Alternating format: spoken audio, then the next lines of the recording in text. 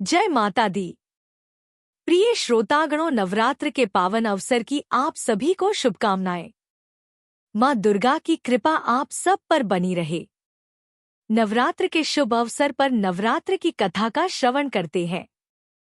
यह नवरात्र व्रत संपूर्ण कामनाओं को पूर्ण करने वाला है। इस व्रत को करने से पुत्र सुख, धन, विद्या और सुख मिलता है। इस व्रत को करने से रोग दूर हो जाता है। घर में समृद्धि की वृद्धि होती है। बंध्या को पुत्र प्राप्त होता है। समस्त पापों से छुटकारा मिल जाता है। आइए नवरात्रे के कथा के साथ इस व्रत का क्या विधान है और इस व्रत से किस फल की प्राप्ति होती है उसका भी श्रवण करते हैं। श्री दुर्गा पूजा विशेष रूप से साल में 2 बार चैत्र मास एवं आसौज अर्थात आश्विन या क्वार माह में की जाती है। पूर्वी राज्यों में माघ एवं आषाढ़ में भी नवरात्र का पर्व मनाया जाता है। देवी भागवत पुराण के अनुसार जन्मेजय जी ने श्री व्यास जी से पूछा, हे द्विजवर, आप अत्यंत बुद्धिमान, सर्वशास्त्रों के ज्ञाता एवं समस्त पुराणों की रचना करने वाले हैं। कृपया आप बताएं कि चैत्र मास एवं क्वार मास में नवरात्र व्रत करने का क्या विधान है और इसके करने का क्या फल मिलता है। व्यास जी ने कहा, हे राजन, चैत्र और आसौज के महीने में प्रतिपदा से लेकर नवमी तक भगवती की श्रद्धापूर्वक पूजा अर्चना करनी चाहिए। अन्न एवं नमक को त्याग कर एक बार भोजन करना चाहिए। ब्राह्मणों की एवं कुमारी कन्याओं का पूजन करना चाहिए। भक्ति भाव से ब्राह्मण एवं कन्याओं को वस्त्र, आभूषण और दक्षिणा श्रद्धानुसार अर्पित करनी चाहिए।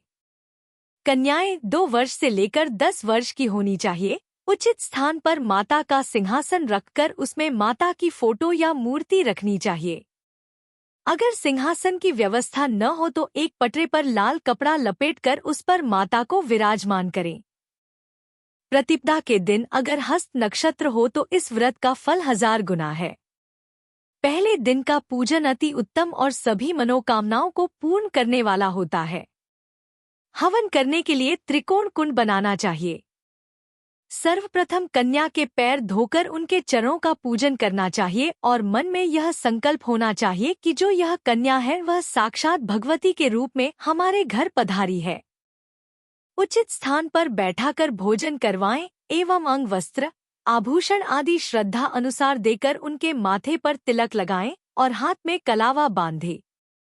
पहले दिन एवं 1 कन्या, दूसरे दिन 2 कन्या, इसी क्रम से 9वें दिन 9 कन्याओं का पूजन करें।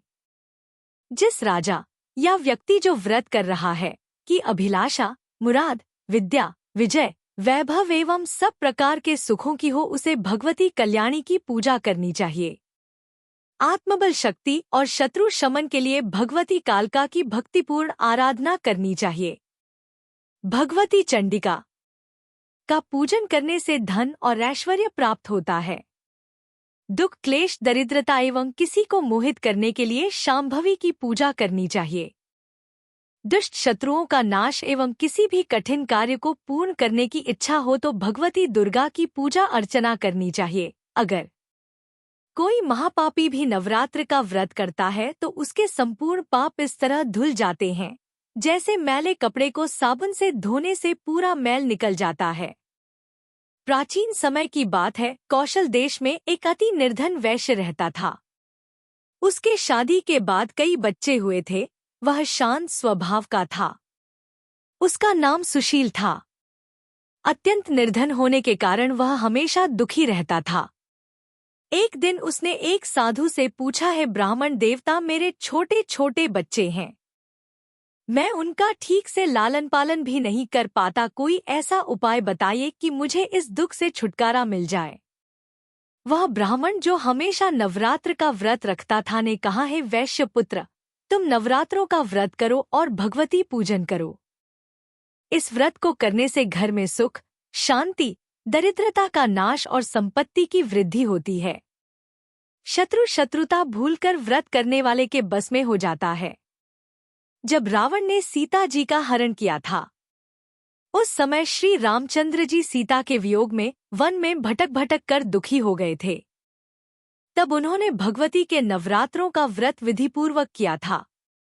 भगवती ने अष्टमी के दिन श्री रामचंद्र जी को शेर पर सवार होकर दर्शन दिए थे और रावण पर विजय का वरदान दिया था। इसी व्रत के कारण श्री रामचंद्र जी को सीता जी की प्राप्ति हुई थी। ब्राह्मण की इतनी बात सुनकर वह वैश्य पुत्र उनके चरणों में गिर पड़ा और बोला कि मैं भी अपने दुखों को दूर करने के लिए भगवती के नवरात्रों में व्रत करूंगा। हर वर्ष वह नवरात्रों का विधिपूर्वक देवी की पूजा अर्चना और व्रत करता था। 9 वर्ष बाद अष्टमी के दिन माता ने उस वैश्य को दर्शन दिए और वैश्य पुत्र धनधान्य और वैभव से परिपूर्ण हो गया और सुखपूर्वक व्यापार करने लगा। नवरात्र व्रत कथा प्रारंभ। बृहस्पति जी बोले हैं, ब्रह्मा जी आप अत्यंत बुद्धिमान, सर्वशास्त्र और चारों वेदों को जानने वालों में श्रेष्ठ हो। हे प्रभु, कृपा कर मेरा वचन सुनो। चैत्र, आश्विन, माघ और आषाढ़ के शुक्ल पक्ष में नवरात्र का व्रत और उत्सव क्यों किया जाता है? हे भगवन, इस व्रत का फल क्या है? किस प्रकार करना उचित है और पहले इस व्रत को किसने किया है? सो विस्तार से कहो। बृहस्पति जी का ऐसा वचन सुनकर ब्रह्मा जी कहने लगे कि हे बृहस्पति, प्राणियों का हित करने की इच्छा से तुमने बहुत अच्छा प्रश्न किया है। जो मनुष्य मनोरथ पूर्ण करने वाली दुर्गा, महादेव, सूर्य और नारायण का ध्यान करते हैं, वे मनुष्य धन्य हैं। यह नवरात्र का व्रत संपूर्ण कामनाओं को पूर्ण करने वाला है। इसके करने से पुत्र चाहने वाले को पुत्र, धन चाहने वाले को धन, विद्या चाहने वाले को विद्या और सुख चाहने वाले को सुख मिल सकता है। इस व्रत के करने से रोगी मनुष्य का रोग दूर हो जाता है और कारागार में बंद हुआ मनुष्य बंधन से छूट जाता है। मनुष्य की समस्त विपत्तियां दूर हो जाती हैं।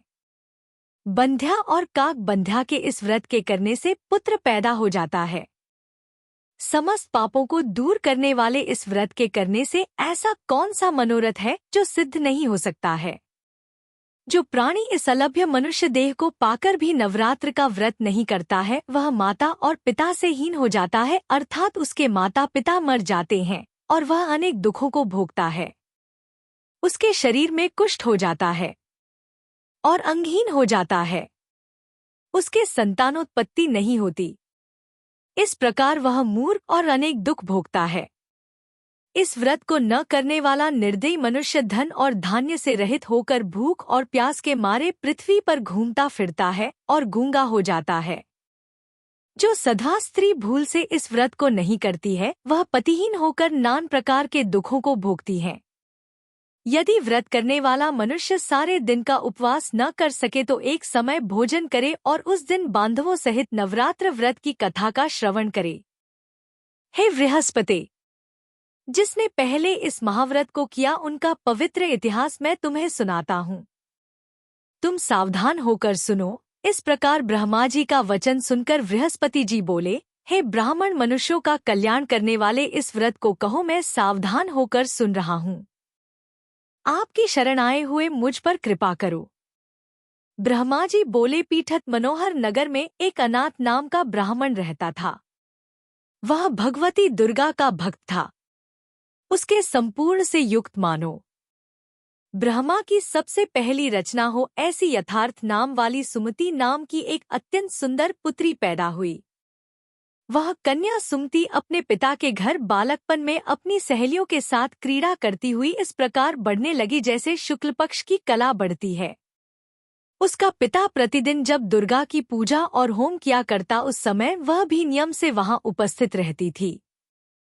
एक दिन वह सुमति अपनी सखियों के साथ खेल में लग गई और भगवती के पूजन में उपस्थित नहीं हुई।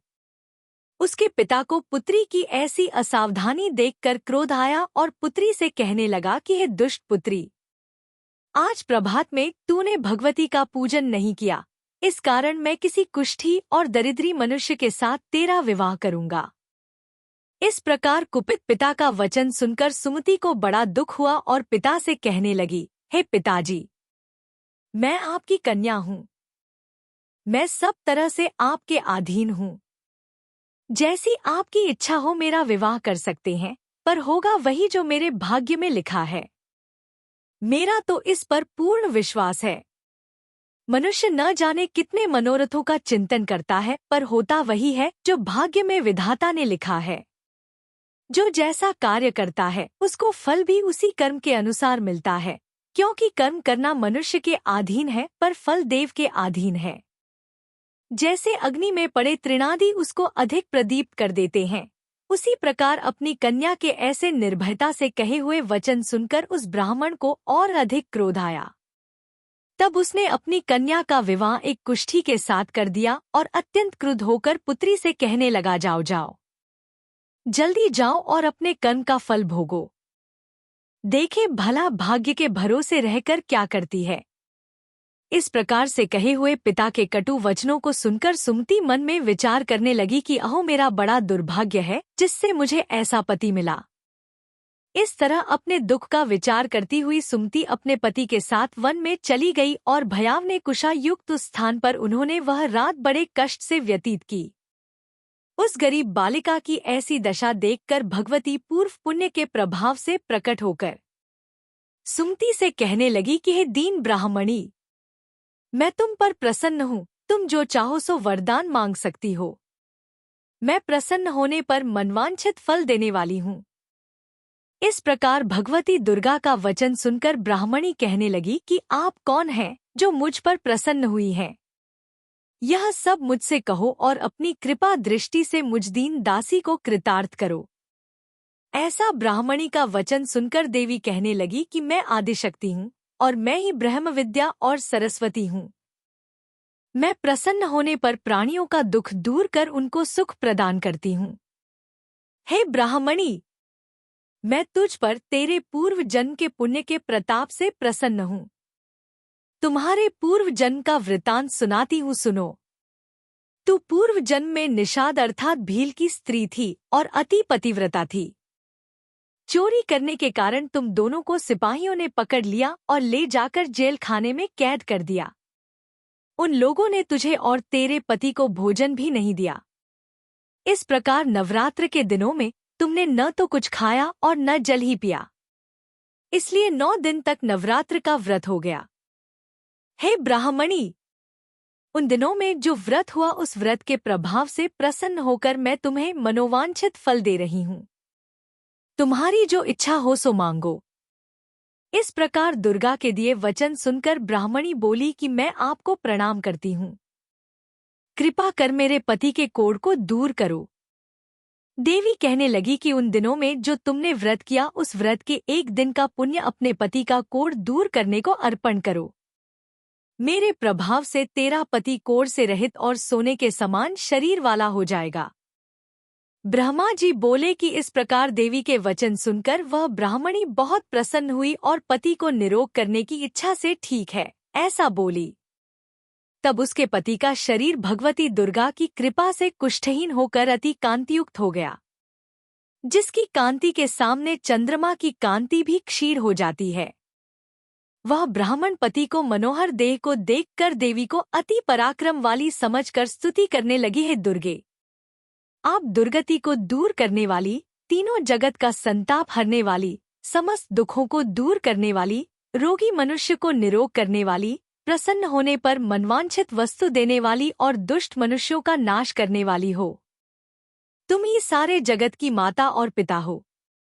हे अम्बे, मुझ निरपराध अबला को मेरे पिता ने कुष्ठी मनुष्य के साथ विवाह कर मुझे घर से निकाल दिया। उनकी निकाली हुई मैं पृथ्वी पर घूमने लगी, आपने ही मेरा इस आपत्ति रूपी समुद्र से उद्धार किया है। हे देवी, मैं आपको प्रणाम करती हूँ, मुझ दीन की रक्षा करो। ब्रह्मा जी बोले कि हे बृहस्पति। इसी प्रकार उस सुमति ने मन से देवी की बहुत स्तुति की और उसके द्वारा की हुई स्तुति को सुनकर सुमति पर देवी को बहुत संतोष हुआ और ब्राह्मणी से कहने लगी, है ब्राह्मणी, तेरे उद्दालक नाम का अति बुद्धिमान, कीर्तिमान और जितेंद्रिय पुत्र शीघ्र ही होगा। ऐसा कहकर वह देवी उस ब्राह्मणी से फिर कहने लगी कि हे ब्राह्मणी, और जो कुछ तेरी इच्छा हो वही मनवांछित वस्तु मांग सकती है। ऐसा भगवती दुर्गा का वचन सुनकर सुमति बोली कि हे दुर्गे, अगर आप मुझ पर प्रसन्न हैं तो कृपा कर मुझे नवरात्र व्रत विधि बतलाएं। हे दयामयी, जिस विधि से नवरात्र व्रत करने से आप प्रसन्न होती हैं, उस विधि तथा उसके फल को मुझसे विस्तार पूर्वक कहें। इस प्रकार ब्राह्मणी के कहे वचन सुनकर माँ दुर्गा कहने लगी कि हे ब्राह्मणी, मैं संपूर्ण पापों को दूर करने वाली नवरात्र व्रत की विधि बतलाती हूँ, जिसको करने से समस्त पापों से छूटकर मोक्ष की प्राप्ति हो जाती है। चैत्र और आश्विन मास में शुक्ल पक्ष की प्रतिपदा से लेकर 9 दिन तक विधिपूर्वक व्रत करें। यदि दिन भर का व्रत न कर सके तो एक समय भोजन करें। पढ़े लिखे ब्राह्मणों से पूछकर घट स्थापना करें और वाटिका बनाकर उसको प्रतिदिन जल से सींचे। महाकाली, महालक्ष्मी और महासरस्वती की मूर्तियां बनाकर उनको नित्य विधि सहित पूजा करें और पुष्पों से विधिपूर्वक अर्घ्य दें। बिजौरा के फूल द्वारा अर्घ्य देने से रूप की प्राप्ति होती है और जायफल से कीर्ति तथा दाख से कार्य की सिद्धि होती है। आंवले से सुख और केले से भूषण की प्राप्ति होती है। इस प्रकार फलों से अर्घ्य देकर यथाविधि हवन करें। खांड, घी, गेहूं, शहद, जौ, तिल, बिल्व, नारियल, दाख और कदम से हवन करें। गेहूं से होम करने से लक्ष्मी की प्राप्ति होती है। खीर तथा चंपा के पुष्पों से धन और पत्तों से तेज एवं सुख की प्राप्ति होती है। आंवले से कीर्ति और केले से पुत्र होते हैं। कमल से राज सम्मान और दाखों से सुख और संपत्ति की प्राप्ति होती है। खांड, घी, नारियल, शहद, जौ और तिल इनसे तथा फलों से होम करने से मनवांछित वस्तु की प्राप्ति होती है। व्रत कहने वाला मनुष्य इस विधान से होम कर आचार्य को अत्यंत नम्रता के साथ प्रणाम करे और यज्ञ की सिद्धि के लिए उसे दक्षिणा दें। इस महाव्रत को पहले से बताई हुई विधि के अनुसार जो करता है उसके सब मनोरथ पूर्ण हो जाते हैं। इसमें तनिक भी संशय नहीं है। इन 9 दिनों में जो कुछ दान आदि दिया जाता है उसका करोड़ों गुना फल मिलता है। हे ब्राह्मणी, इस संपूर्ण कामनाओं को पूर्ण करने वाले उत्तम व्रत को तीर्थ, मंदिर अथवा घर में ही विधि के अनुसार करें। ब्रह्मा जी बोले, हे बृहस्पति। इस प्रकार ब्राह्मणी को व्रत की विधि और फल बताकर देवी अंतर्धान हो गई। जो पुरुष या स्त्री इस व्रत को भक्तिपूर्वक करता है वह इस लोक में सुख पाकर अंत में दुर्लभ मोक्ष को प्राप्त होता है। हे बृहस्पति, यह दुर्लभ व्रत का माहात्म्य मैंने तुम्हारे लिए बतलाया है।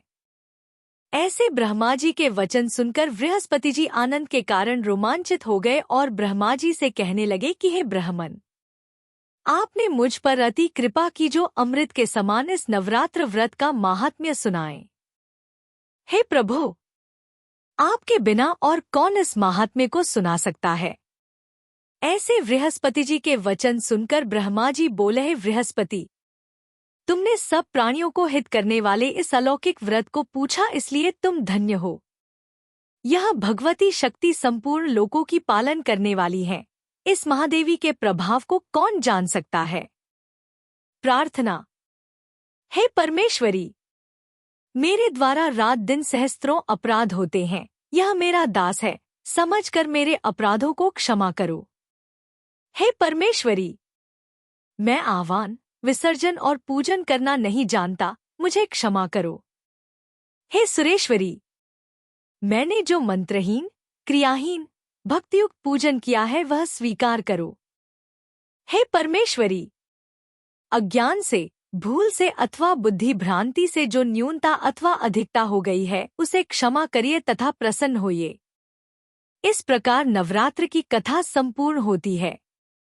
माँ दुर्गा की कृपा आप सब पर बनी रहे, आपकी सब मनोकामनाएं पूर्ण हो।